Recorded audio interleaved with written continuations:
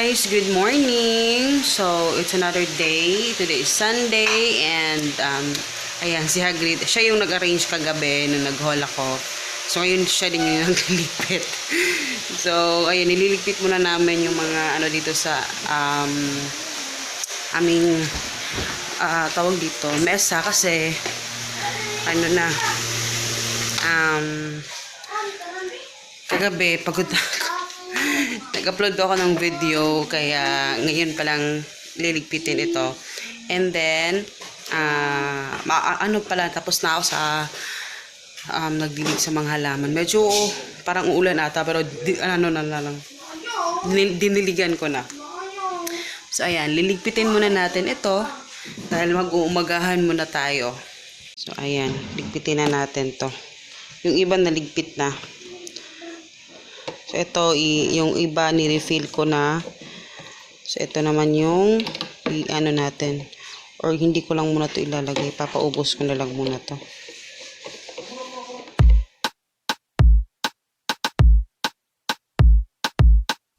You don't even know me like that. Are you pressed for time? Put you in my mind. Come a little closer like that. Staying up all night, throwing drinks back. Blue eyes, smiling while you're cursing. I admit it's working. You're working.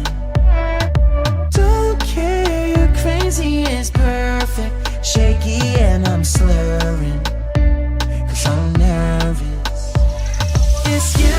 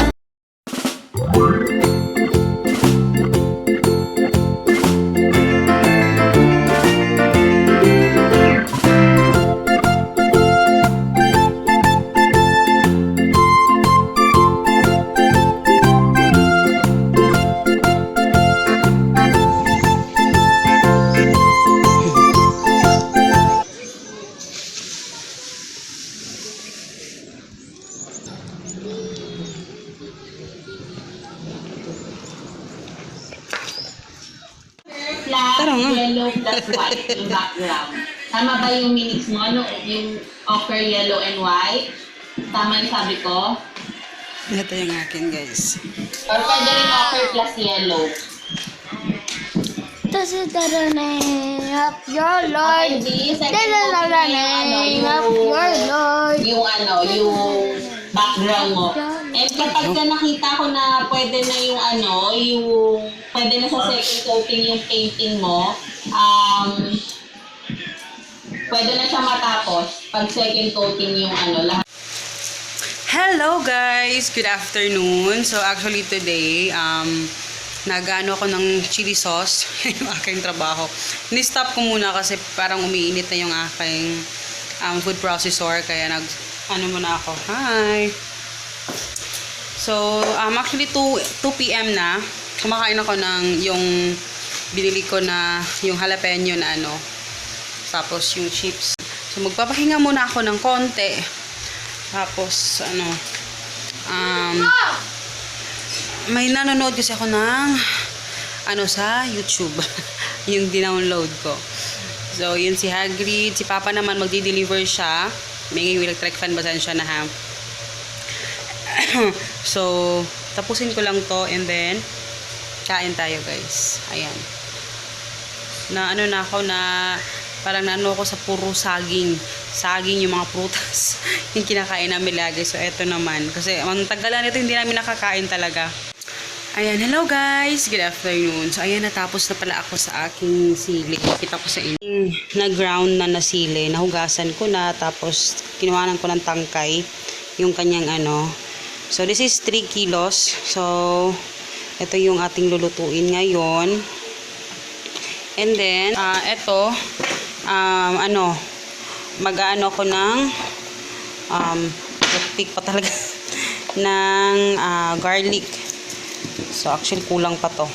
Pero iaano ko lang muna. Mag-aano ng aking garlic. Isip ko kasi wala talaga akong time. Alam niyo, wala talaga akong time mag-vlog. So sabi ko, hanapan ko ng paraan para talagang makapag-vlog ako. No, habang ginagawa ko yung trabaho ko. So, inaano ko muna tinatanggal, saka ko siya pinipisa. So, ayun. Kasi gusto ko lang i-share, no. Alam nyo,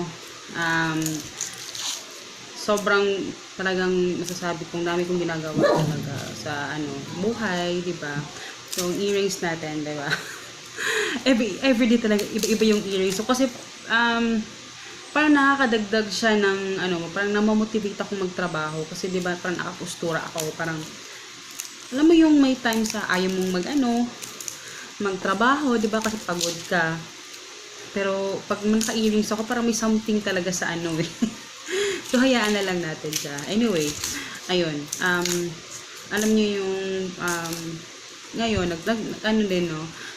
Medyo busy yung aming negosyo. Nagpapasalamat naman ako kasi nagpapasalamat ako na okay yung business, ganyan. Tapos siya, talagang nasabi kong alam nyo, ito kasi ko na sa inyo, no. Yung Shopee ko talaga guys is actually yung sa toys namin, na talaga siya, wala na siya, close na, hindi naman nag-close yung shop ko, pero tinanggal ko na siya lahat, no? Kasi ngayong pandemic, alam niyo naman na hindi essentials yung aking mga paninda. Alam ko naman na marami ding nakapag-survive, no, sa ganyang forte ng sa mga toys, ganyan. Kasi I have 2 shops sa Shopee. So ngayon, yung aking toys, yun is talagang tinanggal ko na siya guys, no, kasi parang feeling ko parang family decision na rin namin yun talaga na tanggalin na siya. And then sabi ko nga, teka lang dyan kayo para makita niyo yung ginagawa ko, no. Sabi ko nga kailangan namin pagdesisyonan kung ano yung mga kailangan namin gawin sa shop, 'di ba? Before pa talaga guys, sabi ko na talaga kay Papa na napag-uusapan na namin yan na pag medyo okay na talaga yung Hilamos Foods, yung frozen business namin, bibitawan ko na siya. So kung nung nag-start kami sa talagang nag-focus kami doon sa frozen business namin, sabi ko kay Papa, hindi ko siya pwedeng agad-agad bitawan kasi syempre si Shopee, yung aking mga paninda dati, siya naman yung naging dahilan na talagang si Papa, di ba, na pinaano ko sa trabaho, pinahinto ko siya dahil dun sa business namin na yon. And then, di ba, syempre hindi yung pandemic, sino bang mag-aakala, di ba? Sino bang mag-aakala na darating itong biglaan talagang ganitong time. Kasi yung inexpect ko na problema, hindi ganito, 'di ba? Kasi wala talaga naka-predict na ganito yung mangyayari. And then may ano naman kami, may naitabi naman kaming pera, no. Pero syempre nung ilang buwan kaming walang ano, nung nag-stop lahat, nauubos, medyo na gamit namin yung pera na tinabi, which is yun naman yung purpose nun. Ngayon wala na talaga, hindi ko talaga ma-imagine nga guys na parang wala na talaga si Shopee, no. Totally nawala na yung shop ko. So binenta ko yung mga toys ko sa marketplace na balik puhunan na lang siya, no. Pero actually marami pa mga natira kasi madami nag-i-inquire pero hindi ko masagot lahat kasi may mga toys pa na hindi ko napicturan. Ayun, naghahanap sila ng mga malalaking toys. So marami pa doon, marami pa sa kabilang bahay. So yun yung inaano ko ngayon kasi wala talaga akong panahon na mag-picture lahat doon kasi sobrang kasi kami lang. Kasi nung una may tauhan kami na naglulumpia. Ngayon kasi wala na, tinanggal ko na yung mga tauhan ko kasi medyo nahihirapan akong marami kami dito sa bahay. Parang na-stress ako lalo. Alam mo yun. So talagang, may mga plans kami naman ni Papa. Pero hindi ko pa pwedeng sabihin. Pero alam mo yung, kaya ko na i-share sa inyo dito ngayon. No? Kasi syempre, everyday challenge talaga sa mga ganitong mga online seller kagaya namin. No? Na syempre, yung battle natin sa, na, talagang kailangan meron tayong mabenta, alam mo yun, ganyan. So nagpapasalamat naman ako na araw-araw talaga may deliveries, no. Siguro papatayin ka lang dun sa mga bills. 'Di ba? Kasi nung dumating kasi yung pandemic, guys, 'di ba, kinuha namin yung bahay. Sinabi ko naman sa inyo, 'di ba, na wala talaga sa plans namin na kumuha ng bahay this year, 'di ba? So ang nangyari is in-offer sa amin yung bahay, 'di ba? In-offer sa amin yung bahay, tapos kasi kailangan din nila ng pera kasi nangangailangan sila noon na dahil pandemic naapektuhan din sila. Kaya yun. So instead wala sa plan, so nakuha namin yung bahay. And then ngayon biglang biglang humina yung shop. Yung dumating yung mga ilang buwan, ganyan. Biglang humina yung shop. Pero lumakas naman yung namin, 'di ba? Yung aming frozen business. Pero iba pa din talaga yung benta namin sa Shopee. Kaya may monthly pa kami doon sa bahay na malaki-laki din. And then hindi pa kasama dun sa Pag-ibig, ganyan. So talagang struggle is real. So talagang walang problema sa kinikita namin sa kasi talagang kumikita naman yung aming frozen business. Ang problema lang, no, syempre yung mga bills, dun ka talaga papatayin eh. Alam ko maraming makaka-relate nito kaya sinishare ko. Pero alam mo yun, every time na may mga bills na kailangang bayaran, so yun naman yung aming target talaga na mabayaran talaga yung mga bills. Syempre may motor, may mga pa, 'di ba? May mga times na kasi, diba, sa negosyo talaga may times na mahina yung benta, 'di ba? May ganun talaga. Which is normal naman yun. Pero kailangan magpursige. Alam nyo, every time na namumroblema ako sa mga kung walang benta, ganyan, nung namumroblema man ako, may times na ganyan. Alam nyo, hindi ko masyado siyang iniisip kasi sabi nga ni pastor sa preaching niya ni Pastor Bong na kung wala ka namang magagawa, wag mo nang iisipin kasi wala ka din namang magagawa. Diba? Pero kung mayroong magagawa, di gawin mo na. Yun yung nag-sink in sa akin na bakit ko ba siya pinoproblema kung wala naman akong magagawa. Diba? So ganun. Ganyan kasi sa pandemic, parang survival, alam mo yun, survival talaga. Kasi nagpapasalamat ako na nakakuha kami ng motor kasi siya talaga yung sobrang partner namin sa negosyong ito. Si Papa talaga yung nagdi-deliver, lahat talaga sobrang gamit na gamit. And masasabi kong hindi namin siya masyadong kailangan yung sasakyan. Kasi kung sasakyan, maraming maintenance, maraming mga bayarin, alam mo yun, compared sa motor na for delivery talaga siya. For delivery, ganyan. And online naman kami, so okay lang. Talagang sinishare ko to sa inyo guys kasi wala din naman ako makausap dito sa bahay. Kaya sinishare ko sa inyo yung struggles namin, 'di ba? Pero alam mo yun, nagpapasalamat ako kasi mas marami pang may malaking problema sa amin, 'di ba? Ito sinishare ko lang kasi alam ko marami makakarelate. Kasi ang bills talaga guys, doon ka talaga pinapatay. Grabe yung bills kasi minsan hindi mo in-expect na yung sa kuryente, ang laki ng kuryente, ganyan, 'di ba?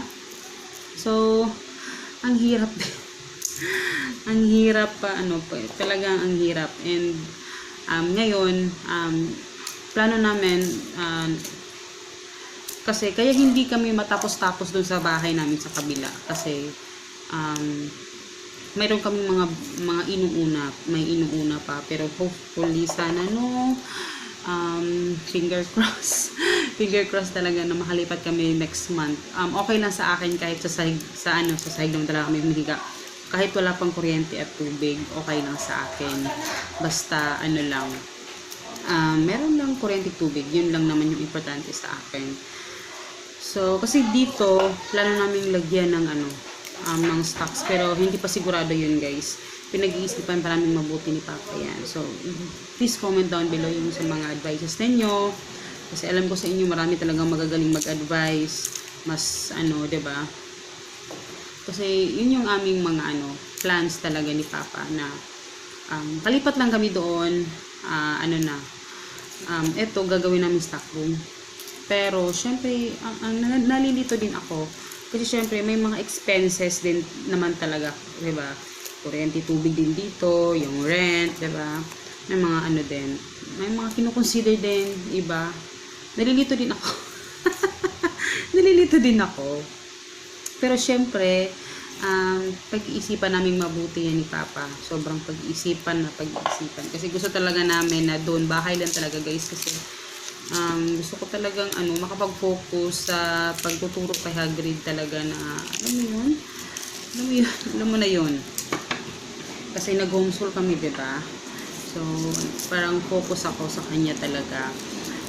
Anyway, yun naman yung aming pero talagang every time na nagkakaproblema kami guys, ang ingay, nagdadasal lang talaga ako guys. Sobrang dasal lang talaga ako. Hindi ko siya masyadong iniisip na hindi naman maiwasan na hindi maisip, no? Pero, alam mo yung iniisip ko siya, pero pinapasa Diyos mo na lang, ganun. Pinapasa Diyos mo na lang. Pero ganun talaga yung buhay, negosyante, 'di ba? May mga times talaga na ganun, the struggle is ang daming pati nga 'di ba? Pati yung anong tawag dito? Yung fit flop ba 'yun? Fit flop. Sorry, hindi kasi ako nun eh.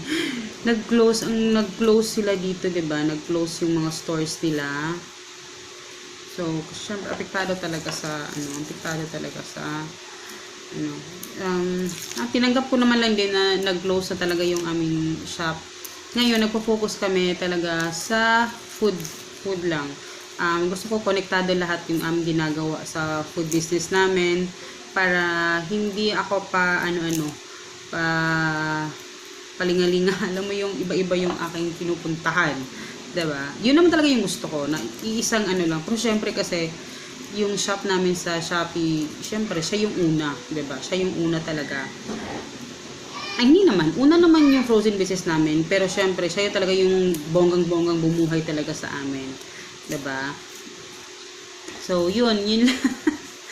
Na-share ko lang sa inyo guys kasi gusto kong alam mo, na-share kasi masarap mag-share sa community sa YouTube. Masarap mag-share. Alam mo yung may mga advice. Kasi alam ko maraming struggle din ngayon sa pandemic. Sana matapos na po ito. Kasi sobrang nakakapagod na po yung ganitong sistema. Alam mo yun. Pero sobrang hindi ko alam. Feeling ko matagal pa to. So, yun lang naman guys. Tatapusin ko lang tong aking ginagawa. And actually, nanonood ako ng TV. ng aking download sa YouTube. Nagda-download lang ako ng YouTube sa TV para talagang habang nagluluto ako, habang nag-aano, at least nakakapanood ako ng mga videos na gusto kong panoorin, di ba? Yung mga inspiring videos, yung mga vloggers na gusto kong panoorin. So, yun lang naman. And every hapon talagang dedicate ko kay Hagrid. Lumalabas kami dyan sa labas kasi nagbabike siya, ganyan. Kasi spend time, diba? Tsaka, hindi kasi pwede puro lang trabaho. Siyempre, kailangan din time sa anak kasi naghahanap din siya ng time. So, ayun. And, magpapaalam na ako dito, guys. Salamat sa, sa akin, anong tawag dito, pakikinig dun sa aking kwento. Sana meron kayong ma-advise kung ano yung gusto ma-advise nyo sa akin about dun sa akin sinasabi kanina about dun sa bahay. And ayun, sana ay makayanan nyo rin, makasurvive din kayo sa pandemic na ito kasi syempre lahat ay naapektuhan talaga. Even naman kami, 'di ba? Struggle is real talaga kasi